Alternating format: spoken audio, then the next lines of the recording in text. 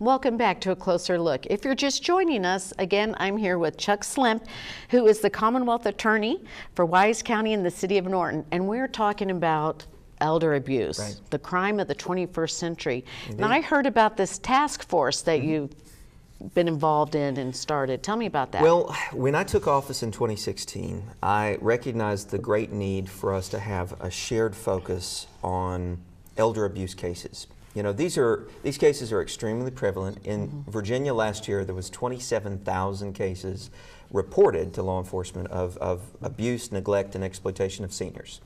300 or so of those cases were Wise County. What I found before I became CA and now afterward was that law enforcement worked very hard on these cases, but there was a reluctance to testify. Social services and social workers worked very hard to get the perpetrator away from the victim, but they're family members, so they want them right back in there.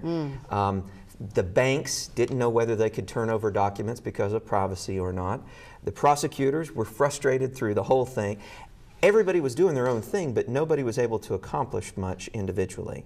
And so we said, you know, like anything, we're better together than we are working separately. Yes. So I formed the Southwest Virginia Joint Senior Abuse Task Force. It's made up of social workers, law enforcement officers, prosecutors, victim advocates, healthcare professionals, bankers, and members of the community at large.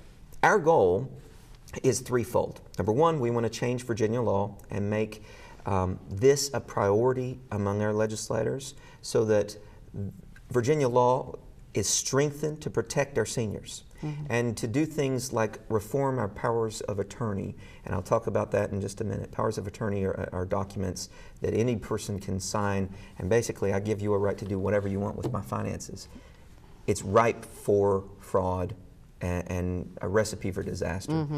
So the second bit of our task force looks at ways that we can serve the community and these vulnerable adults in particular. Not only prosecute the cases, but protect them from the perpetrators.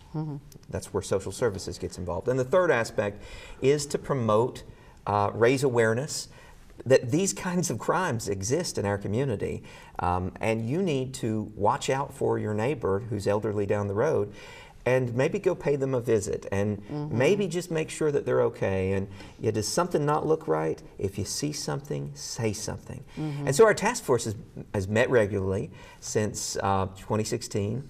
We have challenged our legislators to get involved and change our law.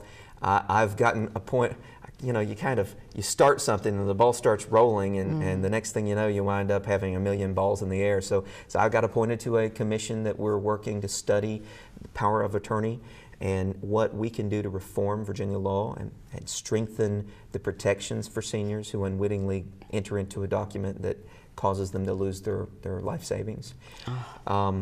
We've raised awareness by one of the nursing homes in Wise County, bought ads at the local movie theater, and we recorded a public service announcement that talks through and talks about elder abuse, and it airs at the movie theaters in Wise County, so that's fun.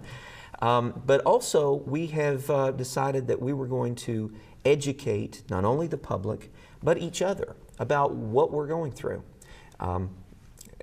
And study cases in particular. So that has led to two different initiatives. The first is a case-by-case multidisciplinary approach. Now, big words, right? So child abuse cases. When we prosecute a child abuse case, studies showed years and years ago that doing our own thing individually wasn't going to work. We had to work together. The same challenges that we face in elder abuse cases, we faced in child abuse cases. Difficulty testifying because of the age of the victim. Kids don't want to testify against a family member who've been abusing them. And neither do parents. Neither do parents. So that's a challenge. We faced the difficulty with competency testifying because a child is not always competent to offer testimony. They're scared. Neither is an adult, especially an adult suffering from dementia. So those particular cases, we've been very successful across this country in prosecuting child abuse because we take we take a multidisciplinary approach. We have social workers focus their expertise, child advocates focus their expertise, prosecutors focus theirs, and law enforcement. And we bring those things together in a meeting monthly to discuss cases. Now, this was so successful that the Virginia General Assembly recognized it and mandated that every prosecutor in the state hold a once monthly meeting with law enforcement and social workers to talk about child abuse. But no such thing exists for elder abuse cases. So Wow. based on that model, we decided to try it out.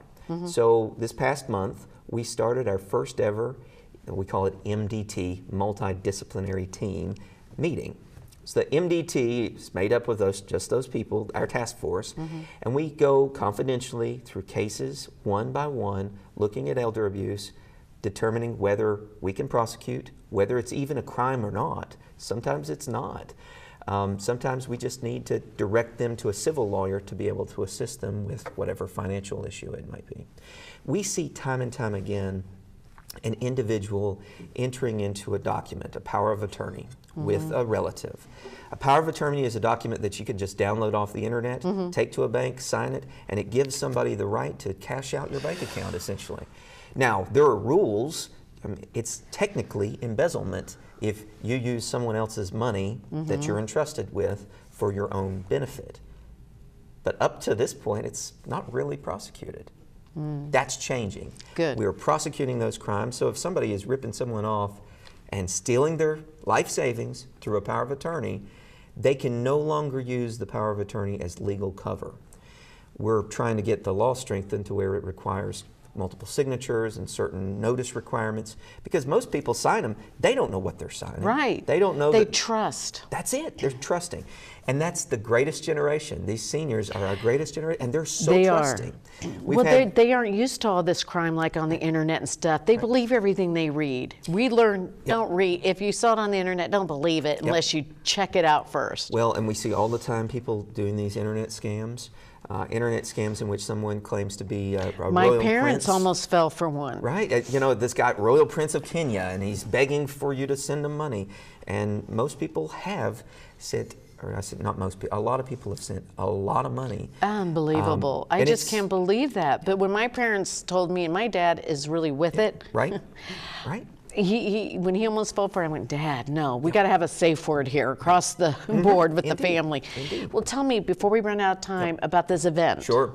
So based on all of that, we said we wanted to raise awareness not only among each other, but among the community. And so we decided to put forth a training conference, and we've got national speakers who are coming to Wise County to the Inn at Wise on August 3rd. Good. The event is an all-day, one-day training. It's open for law enforcement, for attorneys, for social workers, for bankers, for members of the public. We got a segment for everybody. We have national speakers that are coming. Philip Marshall, who is the grandson of Brooke Asher, the New York philanthropist. Later in life, she suffered financial loss at the hands of her own son. And Philip tells a story about discovering his dad's theft of his grandmother's fortune, and reported his dad to law enforcement, Wow. which was really heart-wrenching. That is hard. Paul Greenwood is going to talk, and he's a district attorney from San Diego County in California.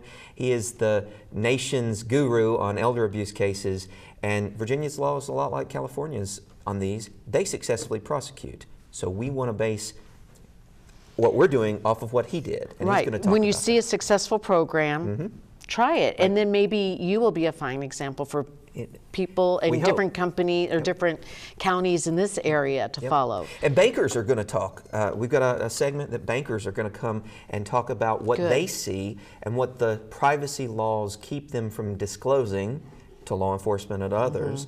And hopefully people will pay attention. And Well, how can they get in touch with you to register for this or to find out more about it? well, in order to register, Southwest Virginia Legal Aid has helped us put it on. We've got information here. You can come the day of the program. It begins at 8. But people are really encouraged to register ahead of time. There's a link on my website as well as the Southwest Virginia Legal Aid website. So they can go to chuckslimp.com. That's right.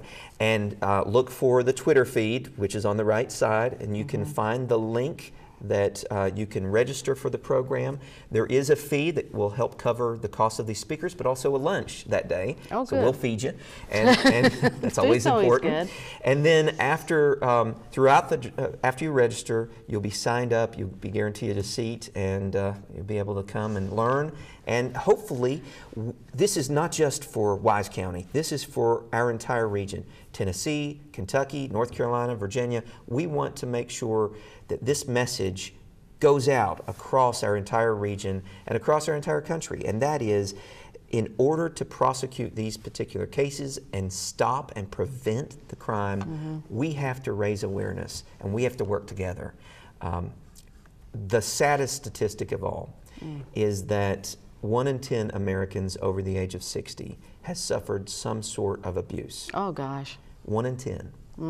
And of those elders who have experienced abuse, they have a 300% increase of death. So we've got to do something. We've got to do something. This is Absolutely. a start. So it's August 3rd. Go to chuckslimp.com, find the link. Right. And this is for elder abuse. Indeed. Would you call it a workshop? Well, or it's a day-long seminar training seminar program. training. So I hope people look that up and take advantage of this. Well, we've got to work together and try to make a difference. I agree with you 100%. Everybody's stronger together. Indeed. All right. Thank you for your time. Thanks for having Well, me. thank you for coming and educating us on this. It's so important. We all have people that we appreciate and love that are older. So Indeed. thank you, Chuck. And thank you for joining us for a closer look. We'll see you back here this time next week.